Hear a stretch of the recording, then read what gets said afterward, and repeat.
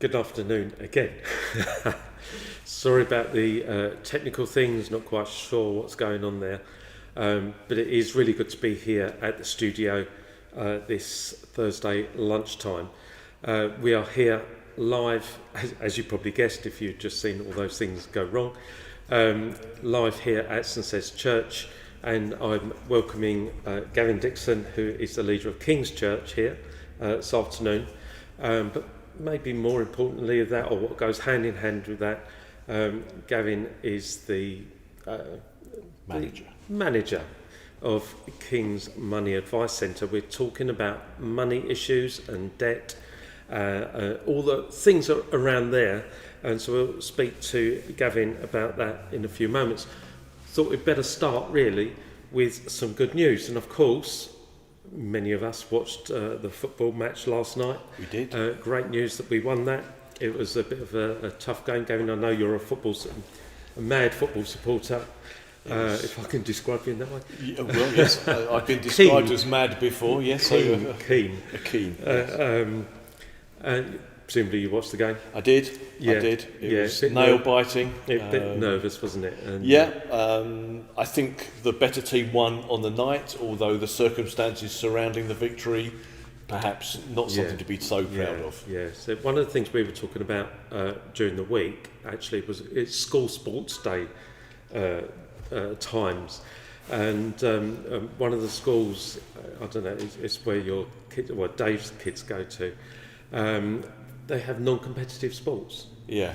And we were talking about the benefits or the problems that might cause, and thinking about how will we cope. We've got until Sunday to work this out for ourselves. Yeah. How are we going to cope? What's our reaction going to be if we win? Yeah. How do we as a nation deal with that? Yeah. Also, how do we deal with if we lose? Sure. 'Cause that is a distinct possibility, by the way. The Italians are a good side. They are a good side, and I did say right at the beginning on the studio that Italy were the team to look out for. Yeah. I mean, was it 32, 33 games unbeaten? Yeah. That's not bad run. Yeah, so we've done well as well. We have done. We only conceded one goal, and that's that free kick last night. Yeah. In 6 games or whatever it is. Something like that, yeah. It's going to be tough, and how do we? Seeing the pictures last night of the England team and Italy and Spain the night before, the winning team, jumping up and down, hugging, and all of that, and the other team standing in a row, kind of looking at their supporters with glum faces. Sure. And how do we deal with that personally? And should our schools at the moment be running competitive sports to help the kids deal with that, not just in sports and games, but in life general, because there are winners and losers. Absolutely. I mean, it's important to win well, but it's also important to lose well as well. Yeah. And I'm not sure Brits are very good at that. No. In recent years, we've demonstrated that we're not very good at losing. We've become very reactive, very angry, and it's like, it's a game. I mean, I know it's an important game, but it is a game. And sometimes adults model the wrong things to their children. Wonder if anyone out there wants to send in a question or comment. I can pick those up, or Dave will let me know as well. About those issues, what do you think, if you're a parent of, am I allowed to say the school that it's on? A school in Southend. Maybe lots of schools in Southend. What are your views as parents, or what might your children's views be? You can talk to them later on and let us know, give some feedback on whether they should be training our kids to deal with these emotional issues. I mean, some of those emotional issues are put on the children by the parents. I mean, there have always been issues with parents supporting children at matches and the behaviour of the parents and the shouting and the screaming and that. Wow, where did that come from? We've been in many a children's football match where the parents, they're far worse than the kids. Oh, yeah, undoubtedly. And I know I used to run the line sometimes. This is totally off the subject. Used to be the linesman at our son's games in Nottingham, and as I'm running down the line, the parents are trying to trip me up, and they're sort of edging onto the pitch, so I'm running on the pitch, and then it was a nightmare. And the abuse you got from the parents. Yeah. This is a kid's game. Yeah. Yes, we don't model things very well. So we do need to learn how to behave in these things. Anyway, today we are talking about debt and debt issues that people have. A very real issue, and some people see the winning and the losing thing as, I'm a victim in these things. Yeah. But in your experience as manager of KMAC, if you missed that earlier, Gavin's the manager of the King's Money Advice Centre, KMAC for short. In your experience, how big is the problem of debt, say, in Southend? Or I know we're focusing on this area, Mendip and Tricot Estates particularly, but how big is the issue? What kind of... Everybody has a debt, generally speaking. Yeah. There are very, very few adults who don't have some measure of debt. In terms of mortgages if you own a house and you have a mortgage, that's a debt. Yeah. But it does vary across the town, and for some people, at one end of the town, the mortgages must be are probably massive. Yeah. Therefore, they have a massive debt. Yeah.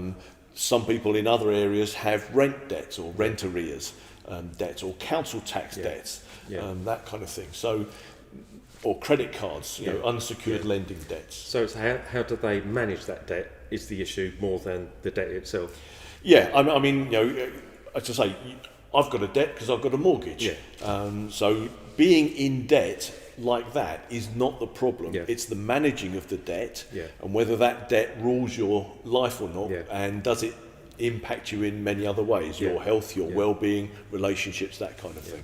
So, we'll pick up on that a little bit later. I was going to ask you what are the common causes of how people get into unmanageable debt situations?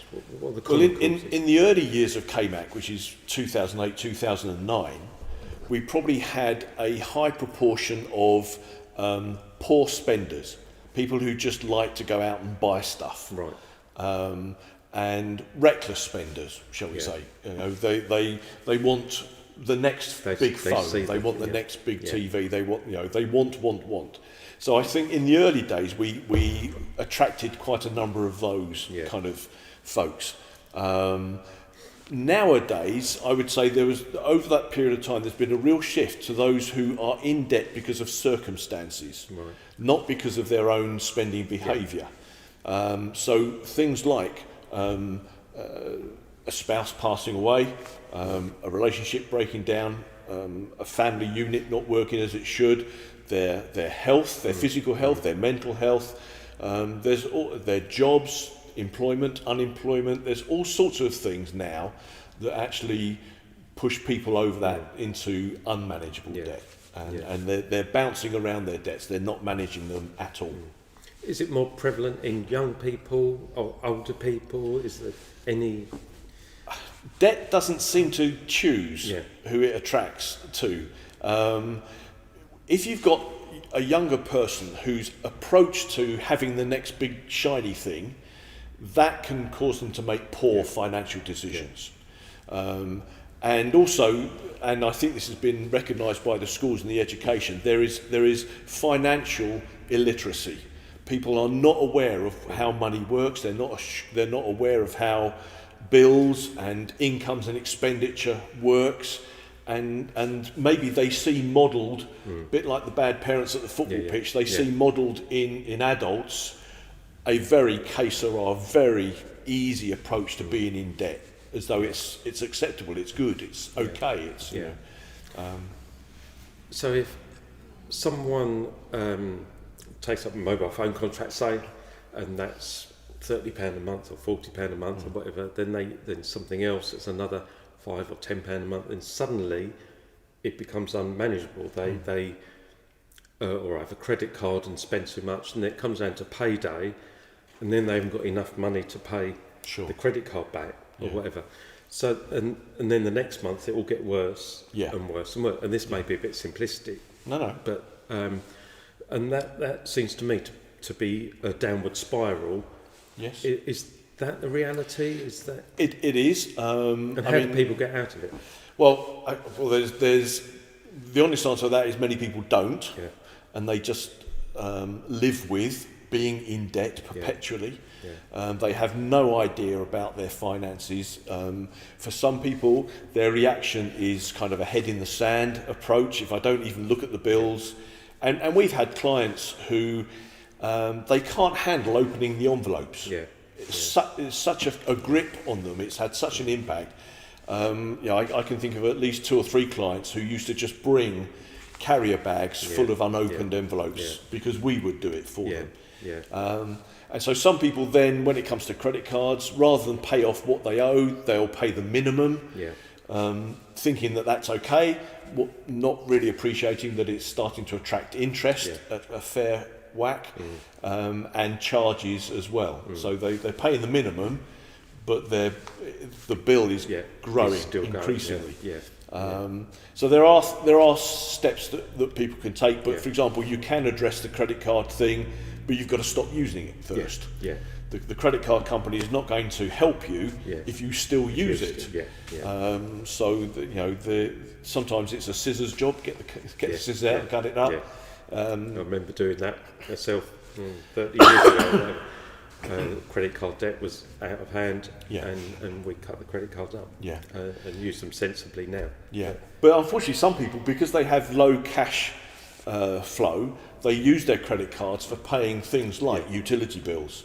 It's not just spending online, although spending online is so easy. That's another issue that has become more prevalent in the last 5-6 years.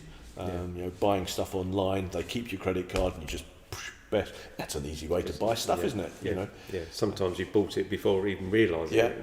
And then the credit card bill comes through and it's scary. It's on to 5 or 6 pages worth.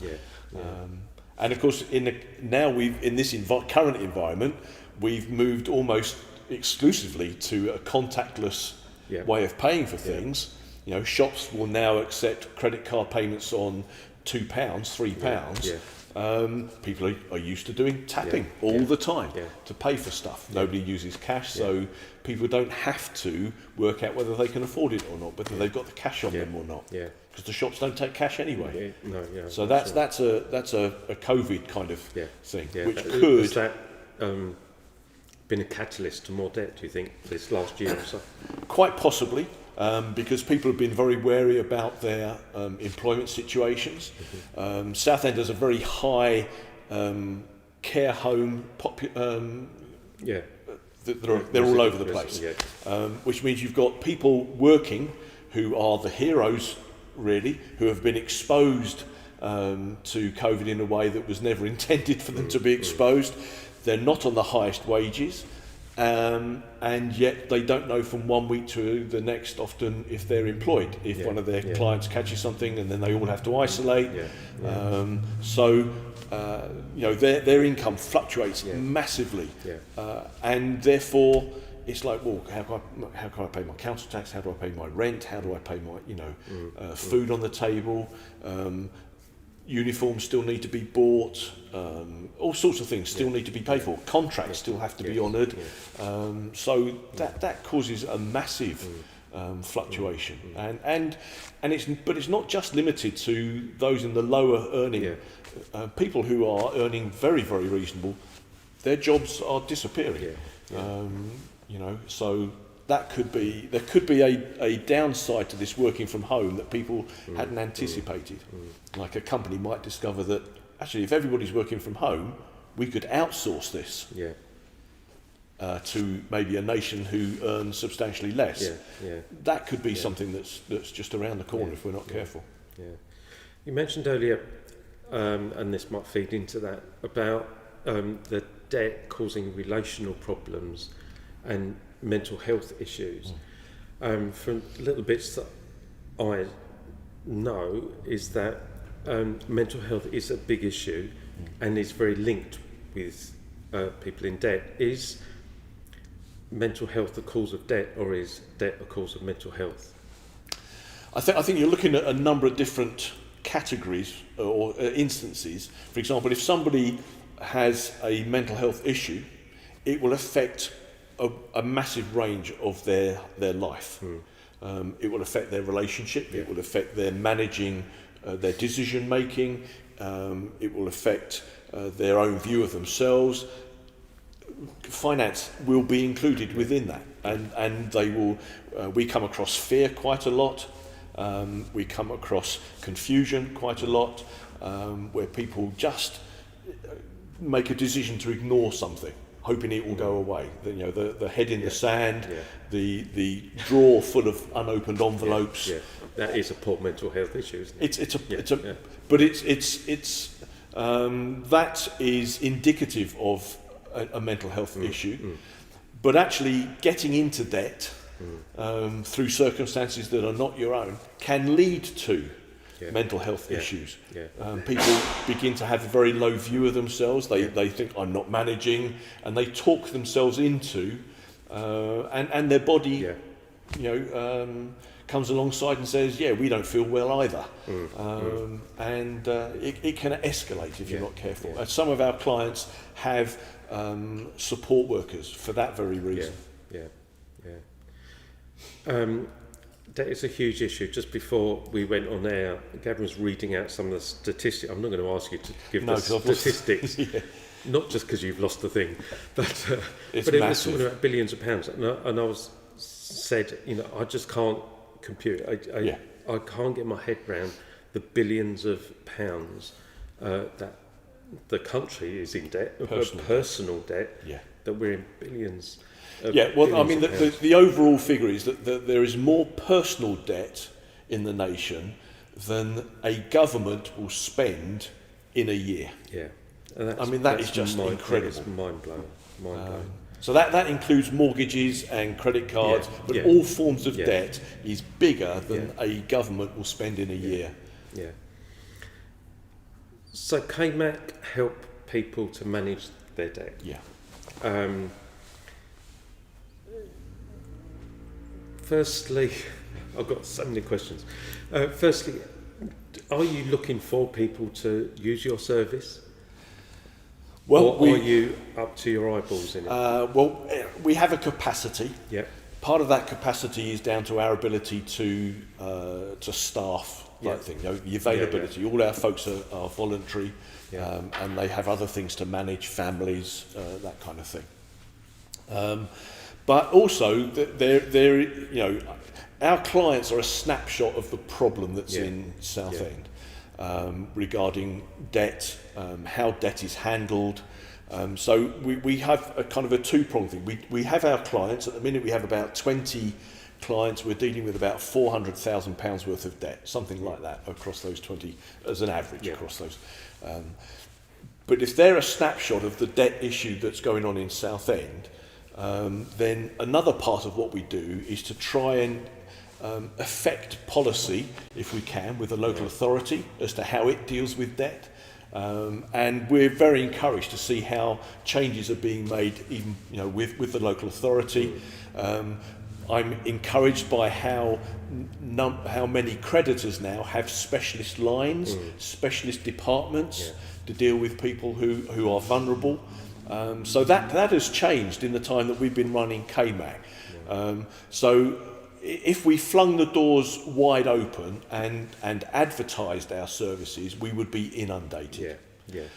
We specifically set up KMAC to service particular geographical areas, and that was in the kind of the Blenheim Primary School catchment, Eastwood Primary School catchment, and now in the Prince Avenue Primary catchment. So that would include the Mendip and Tricot estates? Indeed it would. Where we're broadcasting from now. Indeed, so that's why I'm asking. A number of our early clients and clients that we have are from this area. We also get people coming in because we get referrals from the local authority and for other groups, mental health groups and other support groups. So we get referrals from, or signposting they call it now, from all sorts of different areas. But I would love to do more. So what could we, as the live streams churches, how can we support people in these areas? So anything that we can do? Well, I think hopefully that people will become aware that this service is available in geared up specifically for these postcodes and this catchment areas. When we are staffed more regularly, we're having to balance because the current pandemic has impacted how we've been able to operate. We've not been able to do face-to-face as we would normally do. So we've been kind of treading water a little bit, but keeping our existing clients, keeping on top of their situation. We've had some terrific results with that in mind, which is fantastic.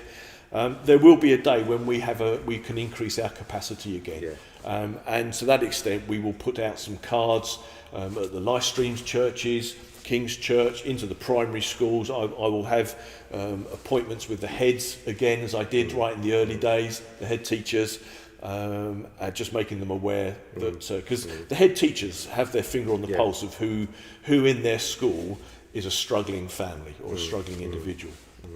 And that's where we've had some clients refer to from. So in the next 6-8 months, I can foresee us getting back up to doing that again, and we will be getting busy again. So we look forward to maybe talking to you again. If someone wanted to volunteer for KMAC, could they do that? I know you have to put them through training and all that kind of thing. But is that something? It's not impossible, that's for sure. It's not easy because they have to undergo a training, because we are authorised by the Financial Conduct Authority, the FCA, who oversee all financial advice and lending and that in the UK. That's the route that we went down with KMAC. We wanted to be authorised locally, so we can actually give advice when people come and see us, rather than just pass the information on to others. Rigorous training. It is a rigorous training, and also for folks to be. We've had people who are very good at the training because their thinking is so, but you also have to have a certain appreciation and a financial thinking because you're advising people, and obviously your advice has got to be sound and helpful. Okay, so if you were to give everyone out here listening today, watching today, one piece of advice, what would that be? Okay, my one piece of advice would be do an income and expenditure exercise. Sit down and on one piece of paper write down everything that you've got coming into your house finances, and then on a separate piece of paper write down everything that is going out, everything. And if people want to email in to KMAC, I can send them out an income and expenditure form. Right. I think everybody should do one because it can either put your mind to rest, or it can flag up some areas of concern. Because we include debts and council tax and outgoings and shopping and other domestic expenditure. It covers it's very, very thorough. But we use those to help us ascertain what people can afford to repay when it comes to paying creditors. So that would be my one piece, income and expenditure exercise. Brilliant, thank you very much. You're very welcome. When you said that, it just reminded me of Life Streams churches. We work with CAP as well, Christians Against Poverty. We work with KMAC as well. We're all trying to do the same things, maybe in different ways. And hopefully early next year we'll be running the life skills course again here at St Sed's. Excellent. And that will help equip people, not just about debt, but other life skills as well. But that feeds into all these things overlapping. And wearing my King's Church hat, if we can come alongside or help in any way, then please do get in contact with us. Yeah, this is Christians working together. Absolutely. One of those things we would love to do. The competitive sports thing has raised a few loads of questions. I'm not going to. I can see a lot. I can't read them all. I can fill you in. Perhaps we will do a session on that, and we'll ask some of the people that are talking about this to come on here. You can debate it live. Yeah, get a sports teacher from a local primary school. That'd be really good to do. Maybe in a few weeks' time. Yeah. Dave, do we have a question of the day? We do, yes. So, what is the question? Our question of the day is this. if you could choose anywhere in the world to go to for just one day, where would it be and why? Oh, That's easy. Travel, no travel. on, easy. Easy. Switzerland. why? I love Switzerland. When I've been on 2 holidays there, if I had my choice, which I don't, I would go there every year. Yeah. It's Yeah. stunning. Yeah. In the summer, when the white stuff's on the mountains, everything looks the same. Yeah. But during the summer, Switzerland is outstanding. Okay, excellent. Can I have 2? Oh, I said one. Go on. New Zealand. Yeah. Just because our daughter Leanne's been there, and she said it's fantastic, and I Yeah. want to cycle from the north of the Island. country to the south, yeah. the south, South, about south. 1,000 miles. No, not in one day. And watching a bit of the Tour de France yesterday, Right. they were cycling down the mountainside very fast, Yeah. like 50, 60 miles an No hour, cardboard. going around these hairpin Build out. bends on the edge of the road. There was no barrier on part of it. Oh, It was wow. fantastic. Awesome. Love to do that. Yeah, I'll just stick with New Zealand. Yeah. But no, that's why, really. Yeah. Yeah. New Zealand. Apparently, New Zealand, they do bang on about the films a lot. That yeah, they've been in. yeah, But yeah. but no, it is. That's another part of the world that is absolutely stunning Yeah. to look at and be there. But no, if I'm only allowed one choice, I'm afraid Switzerland. Switzerland every year. Yeah. Okay, so that's it for today. Thank you for joining us here at the studio. Hope you've enjoyed it. Next week, hopefully, we'll be talking to Zana from Bar and Bus, and I'll let you know we have an exciting program. The program is building up, and I think we probably need to publish that to let you know. We're going to be talking to Carol about living with having a stroke. And I just thought when she said to me the other day, how interesting, how there must be so many people out there in the community Yeah. who have had a stroke, and to talk about that. And Elaine talking about living with cancer, Yeah. similar kind of thing. Really interesting input for our communities. Yeah. So really looking forward to that. We'll let you know when that will be happening. So enjoy the rest of your day. That's it. Goodbye from Gavin. Yeah. Goodbye. And Thank you goodbye for from having me. And it's been a pleasure to have you here. Maybe come again. Yeah. Love to. So cheerio. See you next week. Cheerio. Bye.